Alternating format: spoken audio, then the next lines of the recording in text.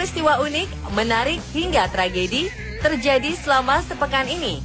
Rangkaian peristiwa tersebut kami rangkum dalam segmen On This Week malam ini.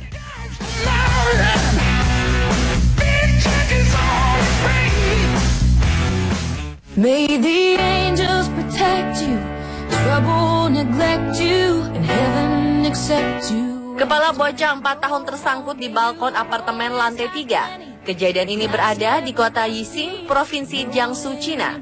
Insiden ini menghebohkan tetangga sekitarnya, apalagi sang orang tua tidak berada dalam apartemen ketika para tetangga menggedor-gedor pintu. Kepanikan semakin menjadi ketika polisi datang dan menyiapkan matras pelindung untuk kemungkinan terburuk bila bocah tersebut terlepas dari sangkutan dan terjatuh. Namun tiba-tiba sosok pria bernama Huang Wei yang tinggal tidak jauh dari tempat kejadian langsung nekat memanjat rumah susun tersebut bak Spider-Man hingga bisa menyelamatkan balita tersebut. Untungnya tidak ada yang cedera yang diderita si bocah malang tersebut.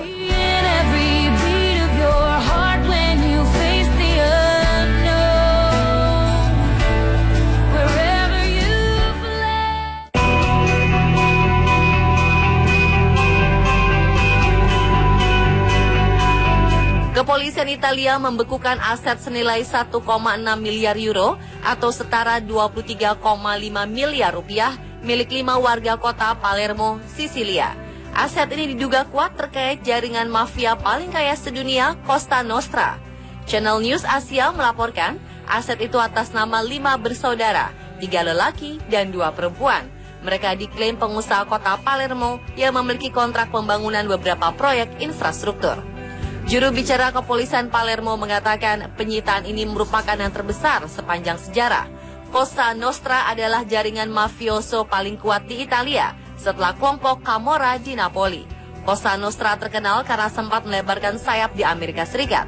Krisis ekonomi yang menghantam Eropa menyuburkan kembali jejaring mafia, khususnya di wilayah selatan Italia yang lebih miskin.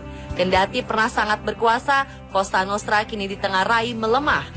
Apalagi setelah sang godfather Bernardo Provenzano ditangkap polisi pada 2006. Italia negara mengalami dampak negatif krisis ekonomi dunia, termasuk negara maju yang cukup korup.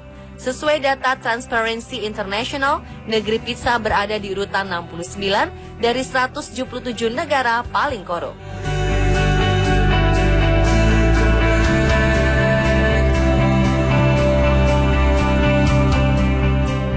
Is it me? Is it you? Is it the times that we're living through? Ilmuwan dari Kanada berhasil menemukan fosil dinosaurus bertanduk Wendiceratops dengan perkiraan ukuran panjang 6 meter dengan berat sekitar 2 ton.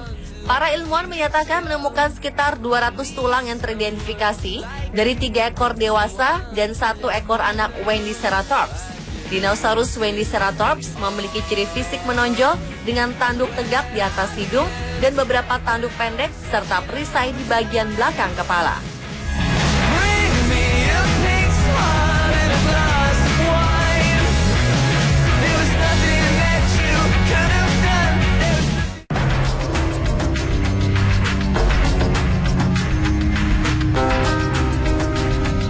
Perdana Menteri Tuvalu Eniyle Spuaga meminta bantuan kepada para pemimpin Eropa agar negaranya tidak lenyap dari muka bumi. Tuvalu adalah negara keempat terkecil di dunia yang terancam tenggelam oleh naiknya permukaan air laut akibat perubahan iklim. Spuaga tiba di Brussels, Belgia untuk meminta dukungan dari para pemimpin Eropa yang akan mengikuti pertemuan tingkat tinggi Perserikatan Bangsa-Bangsa tentang perubahan iklim. Negara yang terdiri dari pulau-pulau itu dihuni hanya oleh 10.000 orang. Pulau-pulau di Tuvalu yang terletak di Pasifik hanya sekitar 4 meter di atas permukaan laut saat ini. Spuaga menyerukan kepada para pemimpin Eropa untuk mengurangi emisi gas rumah kaca supaya suhu pemanasan global tetap di bawah 1,5 derajat Celcius. Menurut para ilmuwan, suhu itu paling aman dibanding suhu saat pemanasan global saat ini 2 derajat Celcius.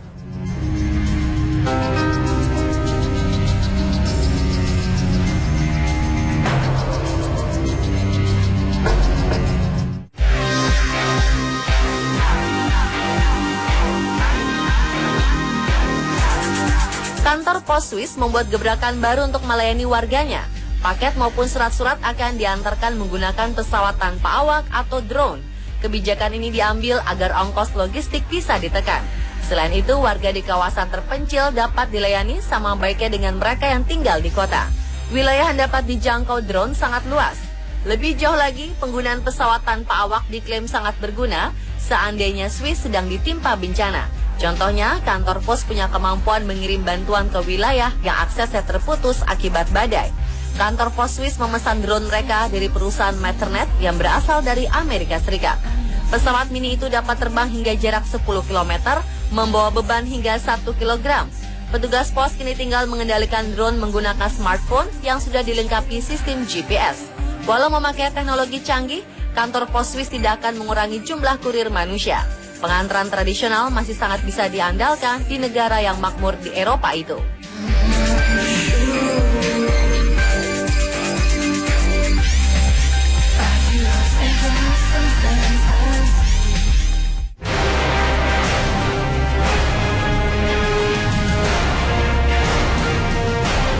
Perusahaan nakal di Republik Rakyat Cina kembali tersandung kasus penjualan bahan makanan basi. Hanya seminggu setelah berita daging kadaluarsa 35 tahun mencuat, kini ditemukan kembali tumpukan pepaya seberat 32,68 ton yang siap dijual setelah diberi pengawet. Produk pepaya kering yang disimpan sejak 2010 ini disita dari sebuah perusahaan rumahan di Jiangpei di kota Ningbo, Provinsi Zhejiang.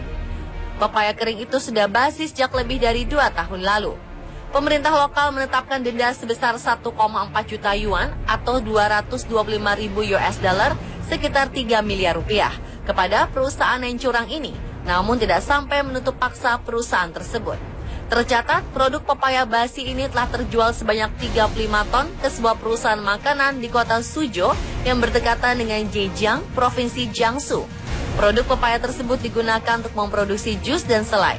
Biaya rendah penyimpanan makanan kadaluarsa ditengarai sebagai alasan kuat mengapa makanan tersebut marak di pasaran.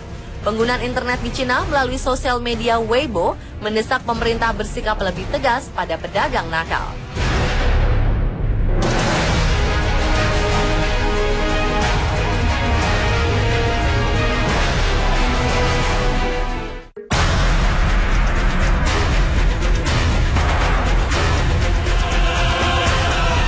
Balapan Tour de France 2015 terpaksa dihentikan sementara setelah terjadi tabrakan yang disebut sebagai terparah dalam sejarah balap sepeda itu.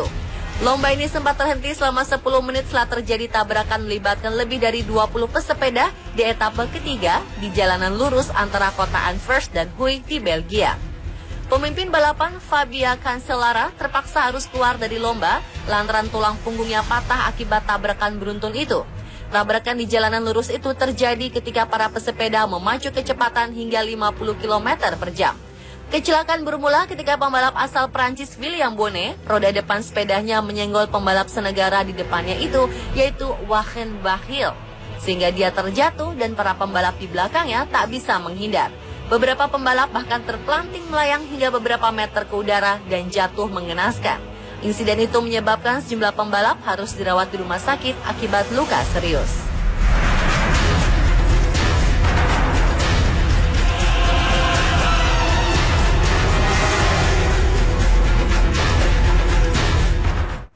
You can tell Gail if she calls that I'm famous now for all these. Kota Schenectady, negara bagian New York, Amerika Serikat, masih membolehkan kandidat terakhir mengajukan diri sebagai wali kota. Masalahnya, kandidat terakhir itu adalah seekor anjing berusia 13 tahun bernama Diamond. Pekan lalu anjing itu maju sebagai kandidat wali kota dengan mengusung slogan Sahabat Schenectady. Anjing milik Bill McTiernan itu menjadi kandidat keempat setelah 3 calon wali kota manusia bernama Gary McCarthy, Roger Hull, dan Chris Gibbs. Calon wali kota lain itu menyambut kompetisi bersama anjing ini. Pemirsa, itulah On This Week versi On The Spot.